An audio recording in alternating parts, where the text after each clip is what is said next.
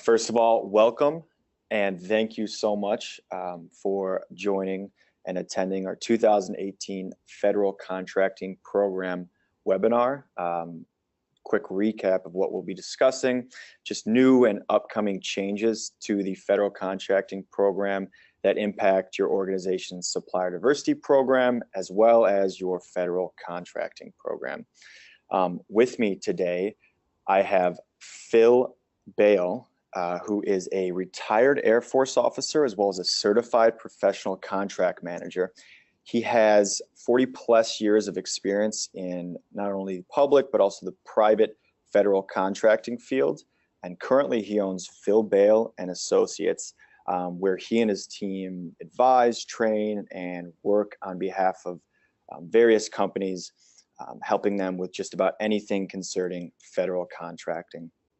I also have my colleague here today, Molly Larson, of CVM Solutions. She is a senior client success manager for us and also a federal contracting subject matter expert, shown by the 18 years of experience she's had on both sides of supplier diversity. So she's helped, she managed a supplier diversity program for a Fortune 100 company, and now she helps advance and develop programs from the third-party perspective.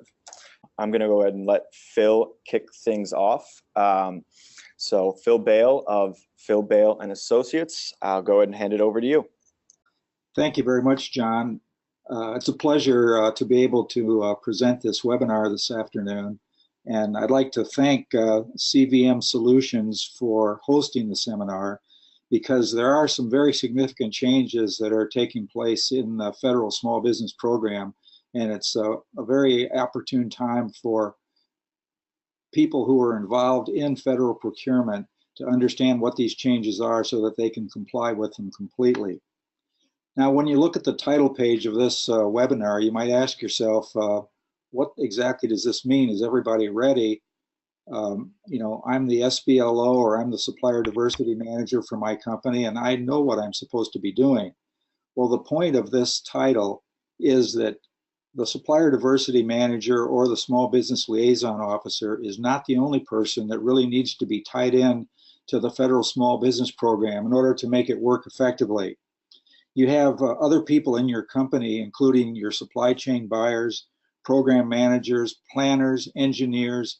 All of these people might be involved in some way, shape, or form in identifying sources for procurements that your company is involved with. And in order for them to really effectively help you with your small business program, they have to understand what the small business program is, because there is documentation that they need to provide to the supply chain, so the supply chain in turn can effectively document its actions in meeting all the aspects of the federal small business program. Now, during the presentation this afternoon, we're really going to be following this agenda. We're going to be starting by simply talking a little bit about the origin of the program, and some of the details that you'll see as we talk about the program give you information that you can use when the government reviews or audits your program, because you can impress them with how much you know about the very beginnings of the program and where it's moved from that early beginning in the 1940s to the present day. We're then going to talk a little bit about the federal small business program structure, and we'll emphasize the differences between the federal program and what you might be calling a commercial or a supplier diversity program. Then we're going to look more specifically at the small business program requirements, including a couple of federal acquisition regulation clauses that have to be flowed or passed to your vendors in certain situations. And we'll explain when those situations exist and how you really get those kinds of clauses to your vendors so that you can make sure that you're complying with the program. We'll then review some best practices, and then we're going to look forward. And in looking forward, we're really going to emphasize the changes that are taking place in the program that are really important for all of you to understand so that you can comply with them effectively. In looking at the origin and history of the Federal Small Business Program, you can see from this chart that the program really got its start back in the 1940s when something called the Smaller War Plants Corporation was created. This was created during the Second World War, and its purpose was really to try to get small business participation in helping with the war efforts. As you see, as you look through this chart, different changes were made either to the Small War Plants Corporation, or changes were made by new laws that Congress passed that created something a little bit different from the beginning of the Small War Plants Corporation. This kind of culminated in 1952 when President Eisenhower created the Small Business Administration. And that was followed by the introduction of the Small Business Act in 1953. The Small Business Act is the same act that we follow today in the Federal Small Business Program. Of course, it's been modified many times since 1953. But in 1953, the purpose of the Small Business Act was to make sure that a fair proportion of federal contracts went to small business. That's all the more specific that it was. So, you would think that, well, it sounds like the program really is kicked off very well in 1953. How were things going from 1953 going forward to the present date? Well, for the next 20 or so years, not really much was happening with the Small Business Program because the Small Business Act really didn't have any way to put pressure on large businesses to do business with small business. Well, that changed in 1978 with Public Law 95-507. That particular public law set up the Small Business Program as we know it today and required large businesses to comply with a small business subcontracting plan if their contract exceeded, at that time, $500,000. In 1978, the program also initiated a goal for small disadvantaged businesses in the federal marketplace of 5%. So even though the small business program in the federal government got its early beginning in the 1940s, it wasn't until 1978 with the passage of Public Law 95-507 that the Small Business Act really was starting to have the potential to help small business subcontractors because it was forcing large businesses to participate in a program where they had to document their use of small business. And you can see from the rest of this chart that different laws were passed between 1978 and 1999 that made other changes to the act and emphasized breakouts or subdivisions, if you will, of small businesses, including women-owned small businesses. Hub Zone Act created areas in the United States of high unemployment, so set-asides could be initiated for contractors whose business was located in those kind of areas. And then that was finally followed by veteran-owned and service-disabled veteran-owned small business set-asides. So you can see there's been a gradual change in the program from a very general help small businesses to a more specific help businesses of all different types. So when you look at the Federal Small Business Program, what's really the emphasis of this program? The emphasis is small business participation.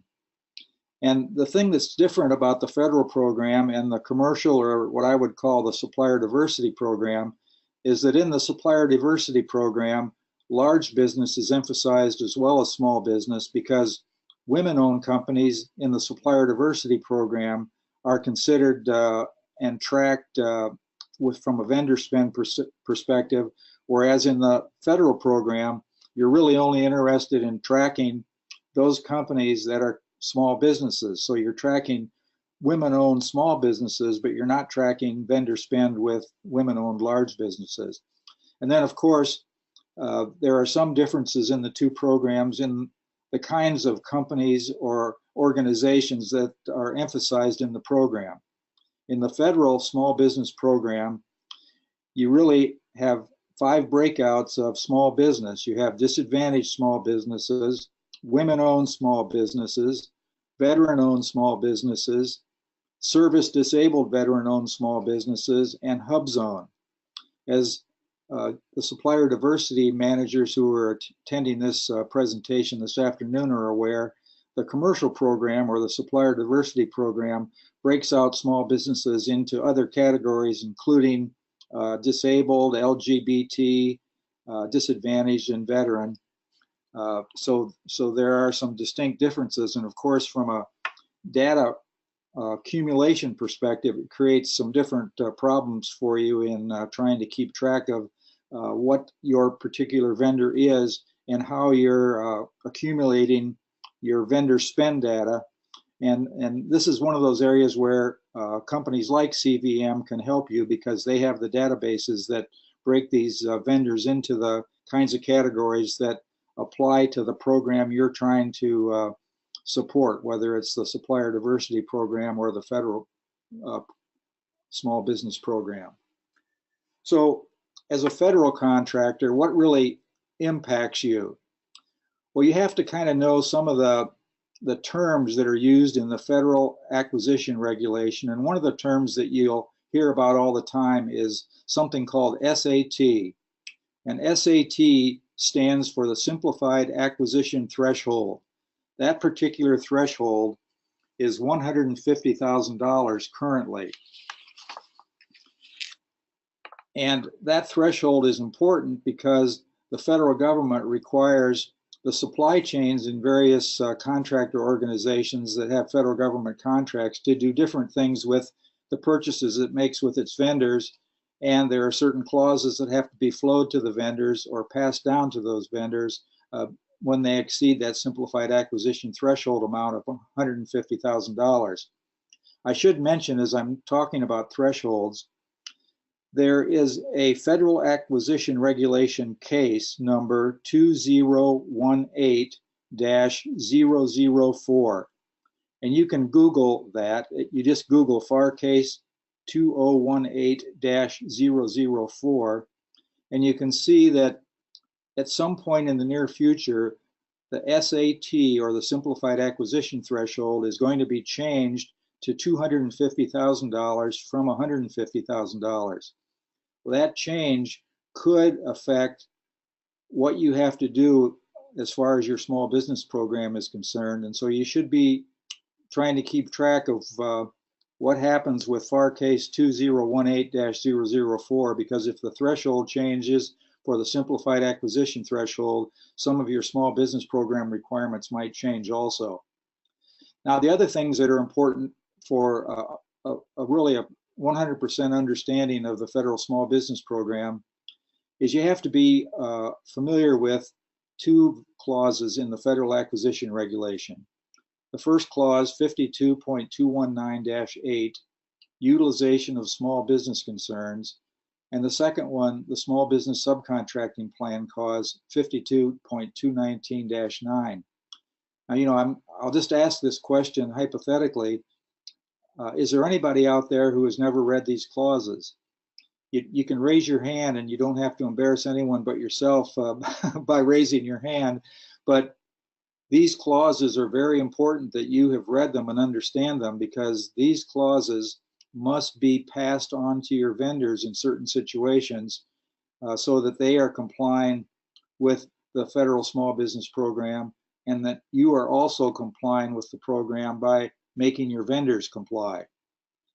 And then the last point that I want to make on this particular chart is there's a current requirement that if your supply chain does not allow small business to participate on any particular procurement exceeding $150,000, the supply chain buyer is supposed to document the purchase order file explaining why small businesses did not participate.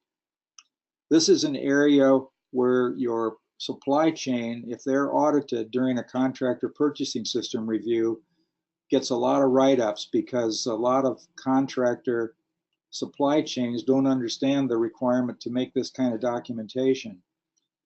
And that's where we talk about, is everybody ready?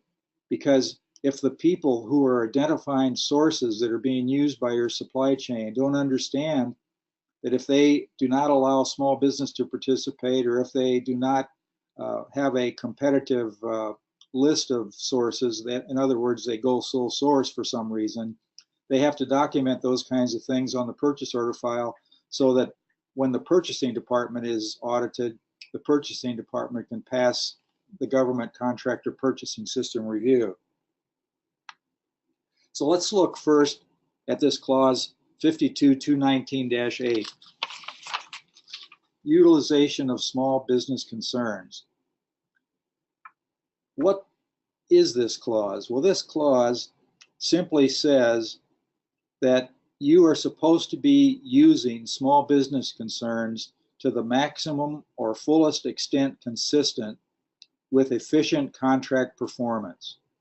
So, you know, the clause kind of gives you an out if you don't use a small business, because you can always make the argument that you weren't aware of a small business, or you couldn't change your vendors because it would make your contract performance inefficient.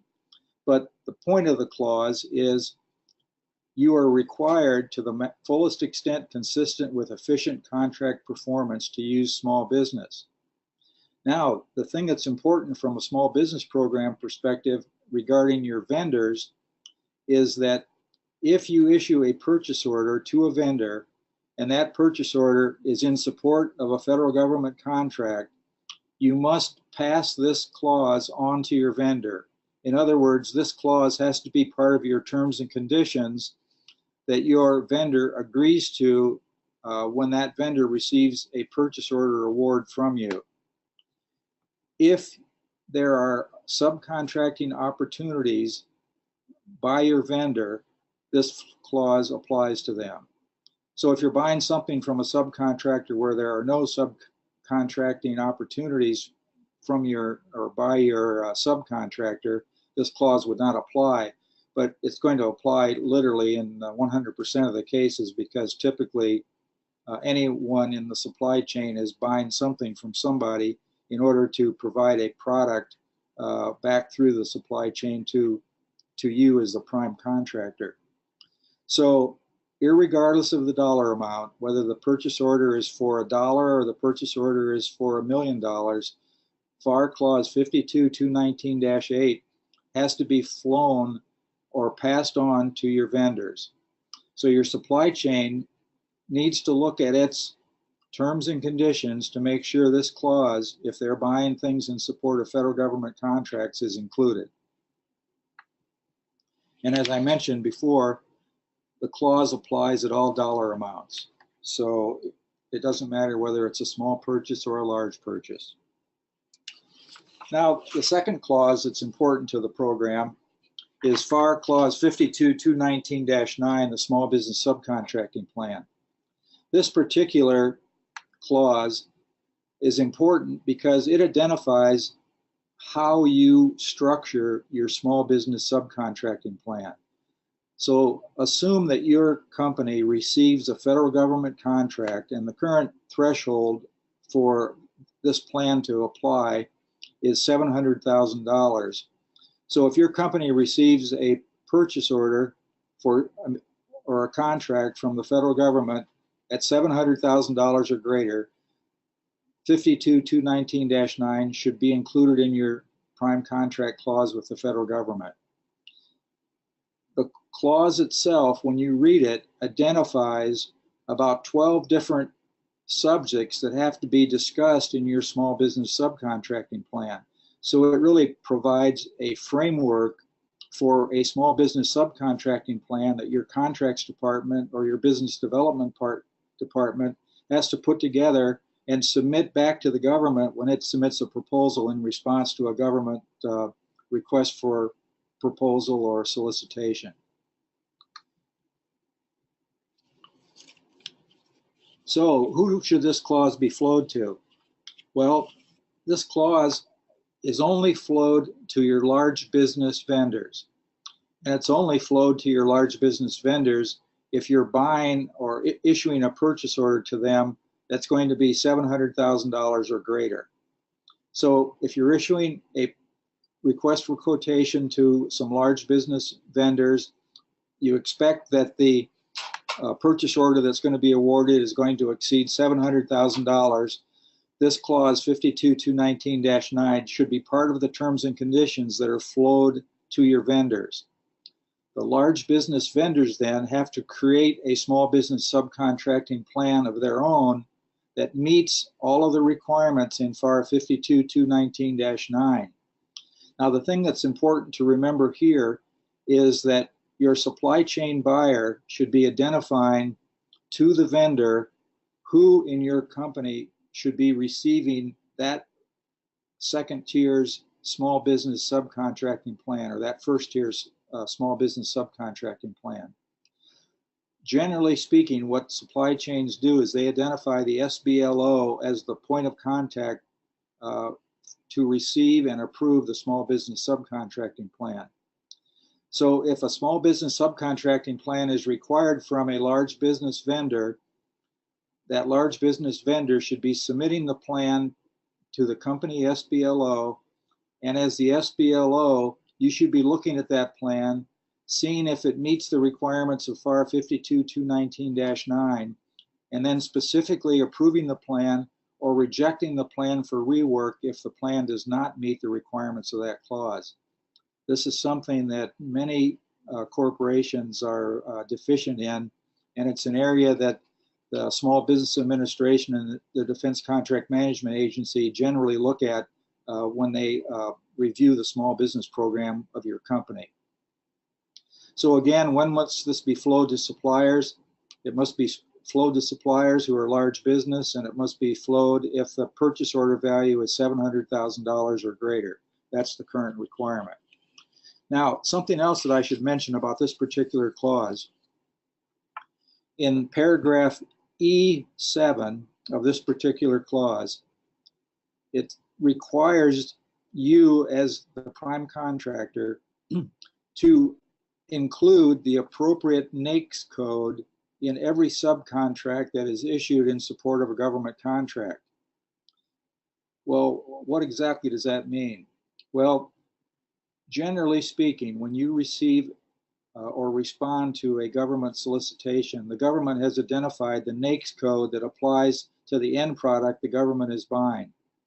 Well, that end product that the government is buying and the NAICS code that's associated with that end product does not necessarily flow to your vendors, because what you're buying from your vendors may be in a different NAICS code.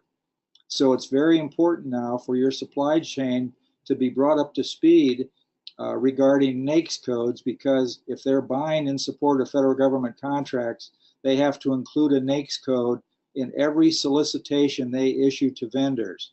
And that NAICS code should be the NAICS code that is specific to the product or the service that is being bought by that supply chain buyer.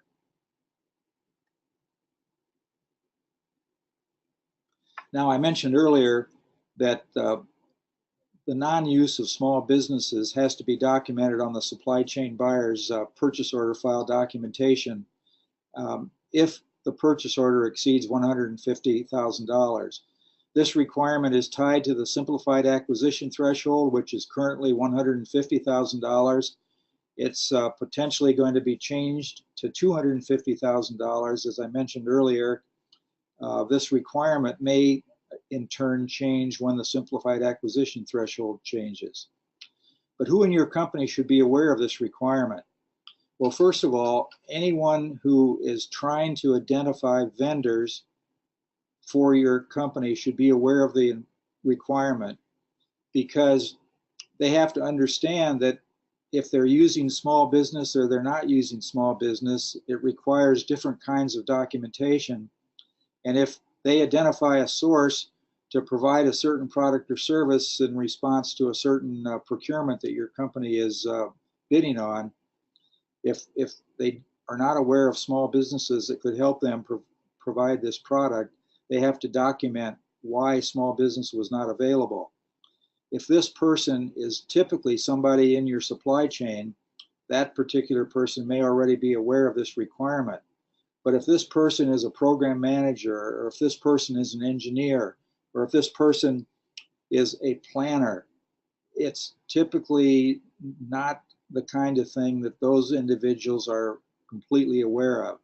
And it's important for you as a small business liaison officer in the training programs that you hold with members of your company, that you explain these kinds of requirements so they can help the entire company be compliant. Now, regarding documentation to support determinations that small businesses were not available for particular procurements, companies use different ways of providing this kind of information. For example, some companies use forms. The forms then are attached in some way, shape, or form, either electronically or by paper, to a purchase requisition, and then that purchase requisition gets to the buyer, and then the buyer can use that form as part of its purchase order file. That's probably the simplest way of documenting the non-use of small businesses, and it's very simple really to complete a form or create a form that would allow the planner or the small business, the buyer or the engineer to provide the information needed in the supply chain to document the non-use of small businesses effectively. So, those are the three specific requirements that you really need to be aware of. You need to be aware of the clause inclusion, 52.219-8, 52.219-9, the fact that you have to document your files if you do not use small business and the purchase order exceeds $150,000. But in setting up your program, there are some requirements you need to be aware of also, because the federal government requires certain organization of your program that might be different from what you set up in your commercial or your supplier diversity program. And one of the things that the federal government requires is the small business liaison officer must be assigned by upper management. So typically a senior vice president or even the president of the company, if you can get the president of the company to to respond to these kinds of requests, should create or sign a letter that you write for him or her, assigning you as the small business liaison officer for the company. It's always a good practice, if you can, to include this statement on your web page, so that when prospective vendors are trying to figure out how they can tell you about themselves and possibly become a vendor, they know who the small business liaison officer in the company is, and then depending on your policy, they would contact you, or if your policy directs them to contact somebody else for initial discussions and potentially becoming a vendor, your website would explain that to them so that they have a simple way of at least making contact with you. The second thing that a federal program requires is that it requires a company policy statement. In other words, saying that your company supports the Small Business Act and the requirement that you will try to the best of your ability to provide the maximum practical opportunity for small business to participate in all the things, products and services that you buy. One thing that I've noticed in looking at the company statements of companies that are involved in the federal program is the corporation president or CEO has a tendency to prefer a statement that really talks more about employee diversity, and that's not really the point of the federal socioeconomic small business program. The federal program is really geared more toward the business size of the companies rather than the diversity of the employees. So I think you have to be careful when this senior executive writes a statement supporting the federal program to make sure that he or she understands what they are actually supporting. They're supporting the federal small business program In other words, they're supporting the idea that your company is going to try to do business with small business vendors. The last requirement for a federal small business program is that you should have some kind of a program manual or policy document that explains how the program is set up. One of the things that I suggest for this kind of a program is some kind of a graph in the beginning of the manual or the beginning of the policy document that shows an organizational chart that shows the position of the small business liaison officer and how that SBLO is tied either directly or indirectly to the supply chain, and who above the SBLO is the SBLO really explaining the results of the program to. The small business liaison officer should be explaining on some sort of a periodic basis how well the program is doing or how poorly the program is doing. The policy manual should explain what those kinds of briefings are and how frequently they're going to be held. So when you look then at small business liaison officer responsibilities, the first major responsibility of the SBLO, and again, this is where you have to consider this to be a team sport and not an individual sport. The SBLO can't do this by himself or herself, but you have to find diverse small businesses or suppliers to consider for potential use as vendors. And again, this is one of those areas where CVM Solutions can help because they have connections and a lot of information about vendors around the United States regarding their diversity and their size. And when you need help, they can help you find vendors to meet the requirements that you have. The next important thing then, after you do find those vendors, is you have to document your outreach efforts. In the federal program, especially during Small Business Administration review of your program, the auditors want to see what you're doing to find new small business vendors.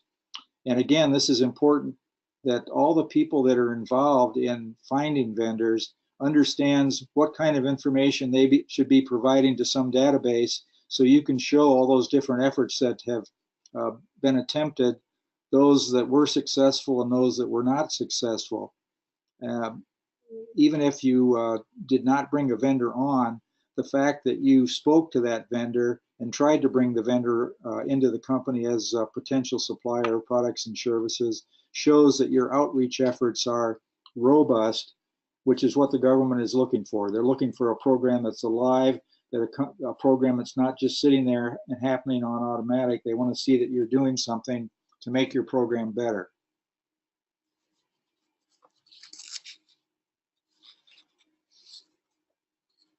Again, I can't overemphasize how important it is to identify and engage potential small business vendors. You have to use small businesses to the maximum extent possible. You have to be able to identify your vendors by business size in the federal program, just like you do in the supplier diversity program. You have to justify small businesses' non-participation in purchase orders over 150,000. And you have to document your outreach efforts. Now, this is the important part, I think, of your relationship with the rest of the company. The SBLO cannot operate in a silo completely separate from the people that are identifying sources or the people who are actually placing the purchase orders. You have to have robust communication throughout the company where the SBLO has some kind of ties to the purchasing department and also to the other people who might be potentially identifying vendors for use by this purchasing department. You should be performing some kind of training to talk to all these people that are involved in vendor search or vendor selection, to advise them on different ways they can try to find vendors. You should be educating them about the clauses that we talked about, and you should be talking to them about Federal Acquisition Regulation Subpart 19.7, which talks about the socioeconomic program, and make sure that they have a basic understanding of how the program operates. Your personnel, whoever they are, whether it's you alone or other people in the company who are attending marketplace events or conferences in order to find new vendors, be selective.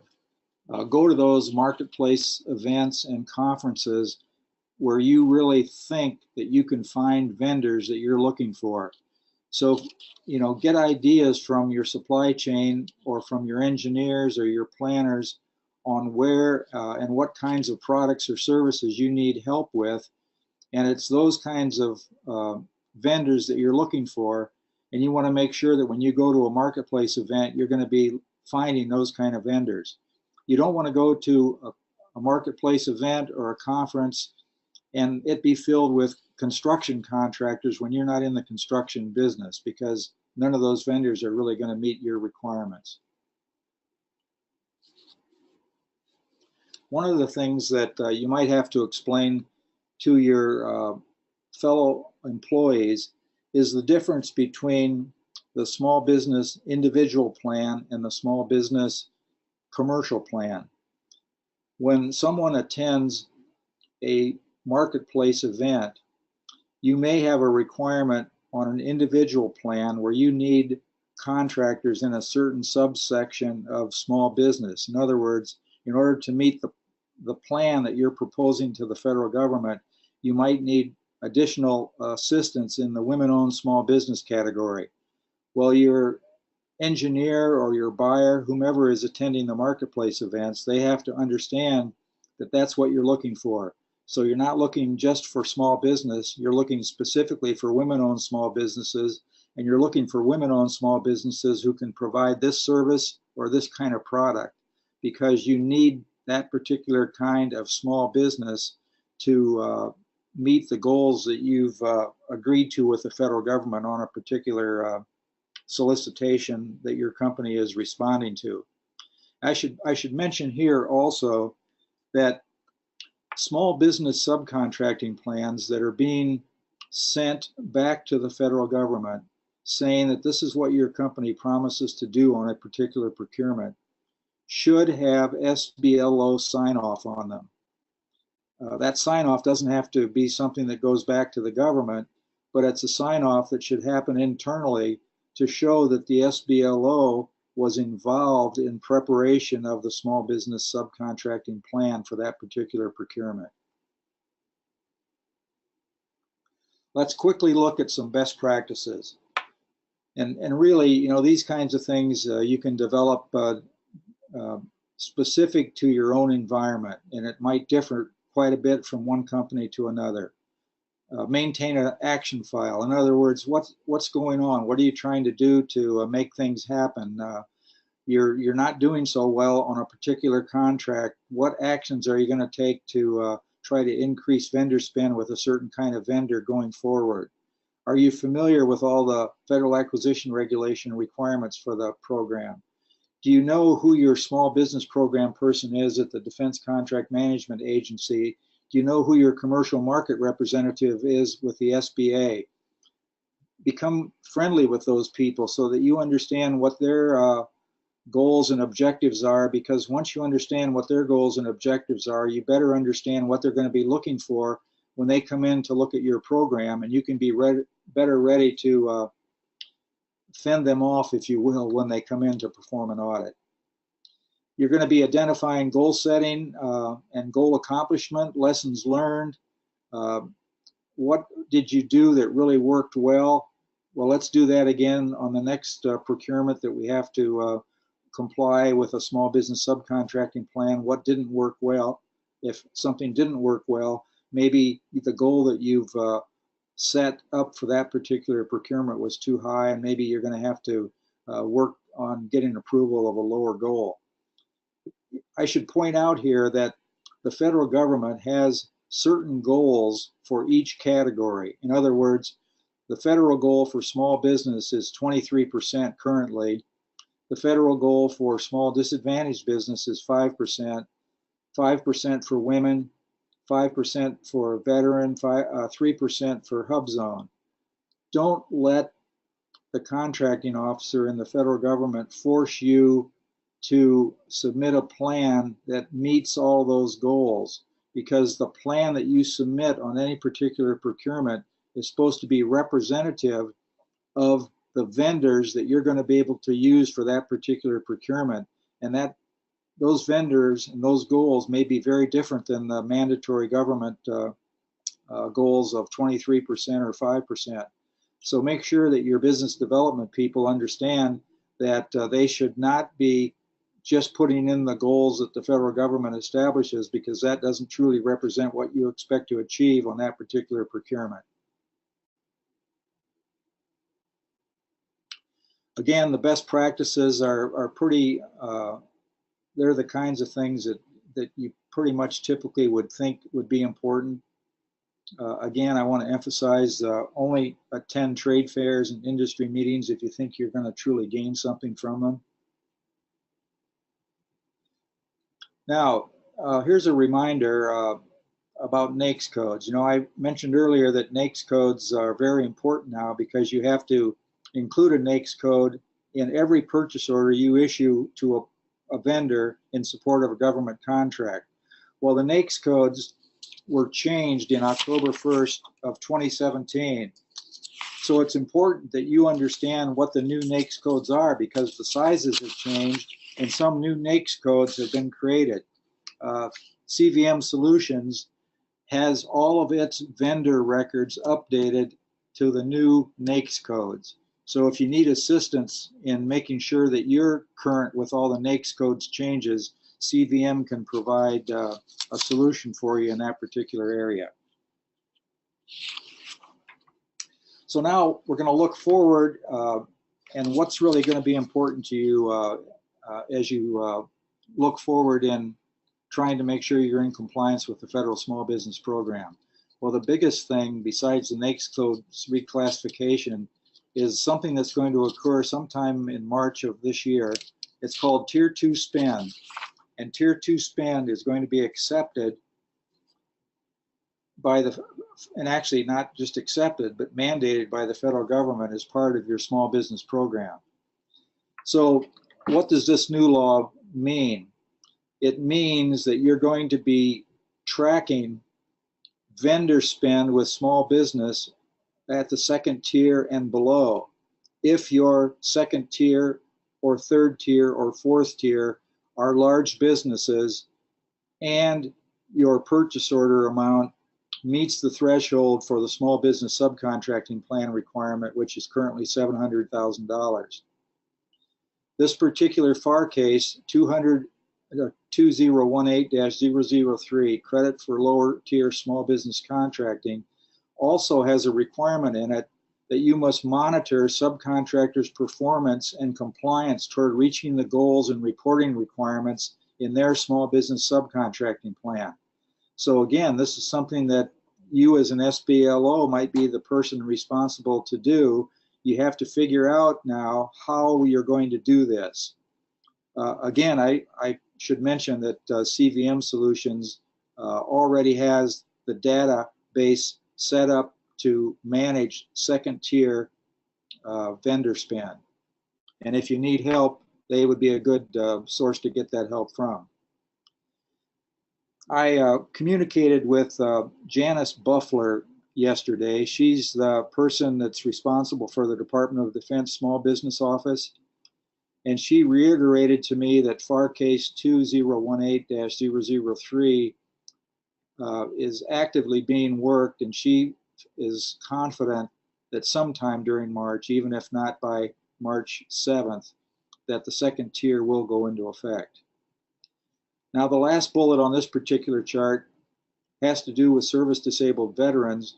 There's been some disagreement between the Small Business Administration and the Veterans Administration over what really makes a contractor a service-disabled veteran-owned small business. The two organizations now are working together, and very shortly there will be a single definition released that contractors can use, and it doesn't matter whether you're involved in a Veterans Administration procurement or a procurement by some other executive agency, they'll all be using the same definition for a service-disabled veteran-owned small business. Now, finally, we're reaching the point in the presentation today where we just want to review some key takeaways.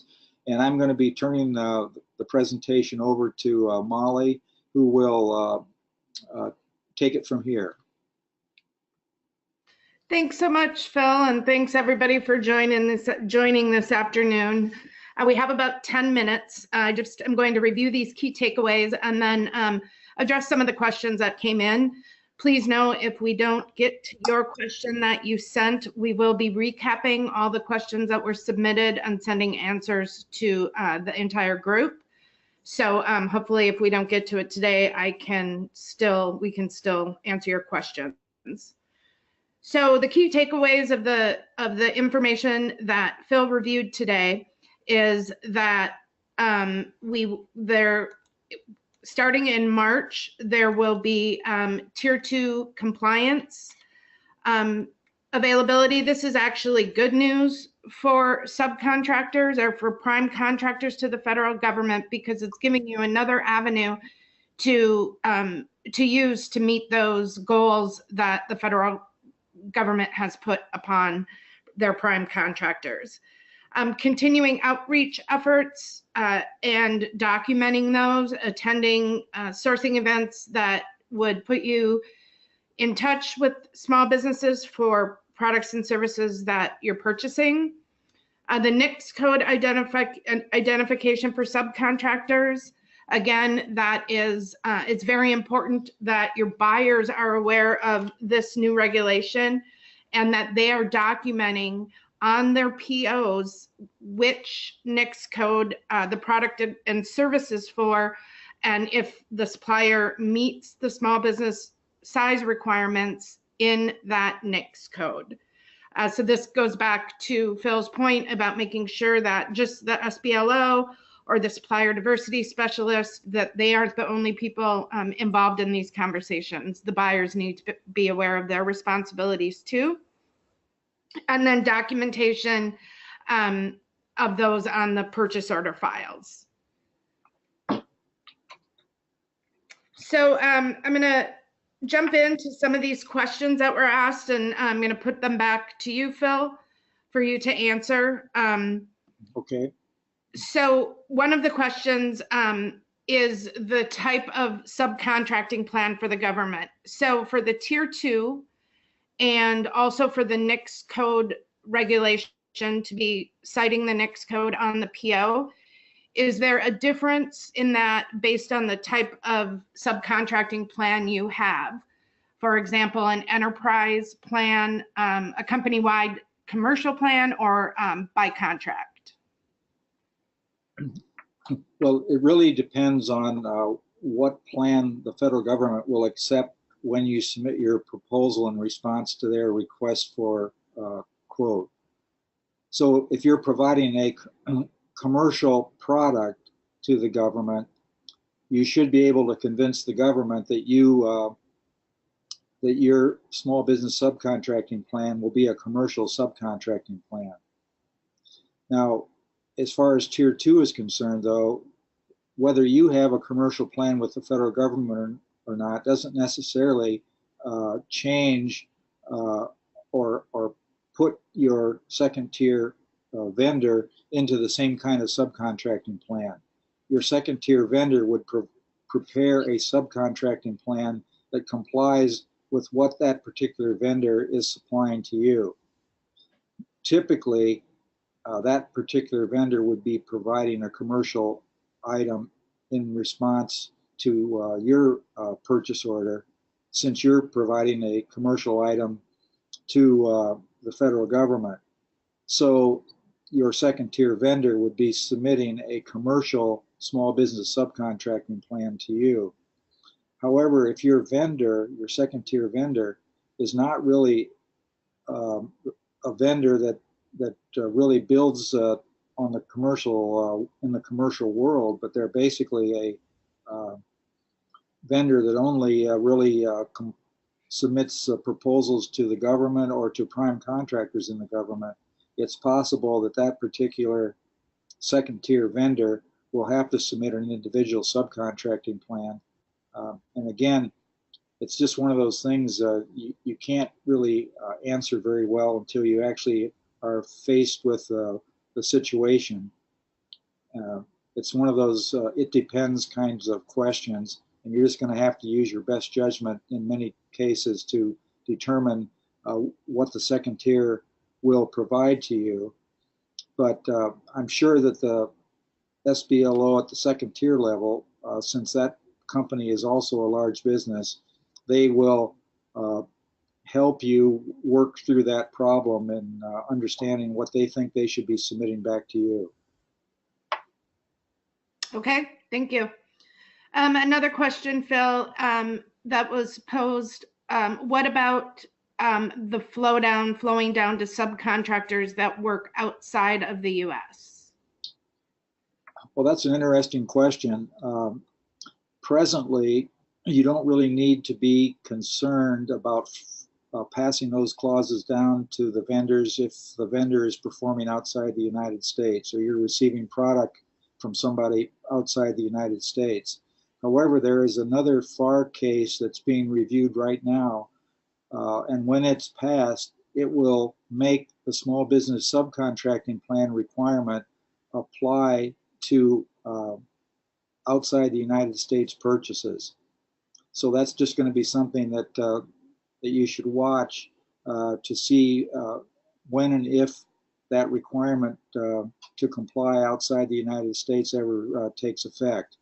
And again, the way you can keep track of those things is by simply Googling FAR case, and you'll see a great big list of all the cases that are presently pending final resolution, and you'll be able to find the one very simply that has to do with small business subcontracting plans outside the United States. Okay, thank you. And then one more last question. We want to be mindful of everyone's time. Attendee was asking us to note the FAR clause that was referencing the change in the simplified acquisition threshold from 150,000 to 250. I'm assuming that there isn't, or that it's the same FAR clause and just the parameters will change, or there isn't a FAR clause because it hasn't been passed yet. Is that correct? Yeah, and there won't really be a specific clause that says that that's what the threshold is. They'll just change the rules or the reading in the Federal Acquisition Regulation where it identifies the simplified acquisition threshold currently is $150,000. It'll simply be changed to $250,000. And typically that kind of information will be found in the Federal Acquisition Regulation subpart 15. Okay, thank you. Okay, with that, again, I apologize if we didn't get to your questions, but we will recap them and send them to the group. We appreciate everyone's attendance. You'll see both mine and Phil's contact information on the screen right now. Please feel free to reach out to me or to Phil if you have any questions or any additional needs that CVM could help with in meeting your federal contracting goals. Everyone have a wonderful afternoon. And again, thank you for taking the time to attend today.